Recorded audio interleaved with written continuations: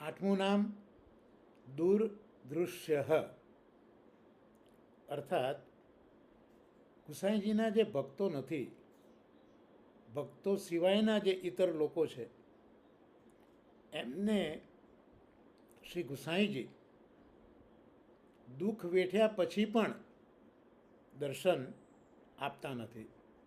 એનું કારણ એટલું જ છે કે કેવલ ભક્તો માટે જ શ્રી ગુસાઈજી પ્રગટ થયા છે, ઇતર લોકો માટે પ્રગટ નથી થયા.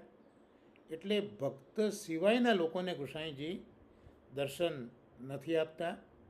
ગુસાઈજીની ઈચ્છા વિના તેમના દર્શન કરવા કોઈ સમર્થ પણ નથી, કારણ કે આપનું સ્વરૂપ જ એવું છે કે જે ઇન્દ્રિયોથી પણ પર છે.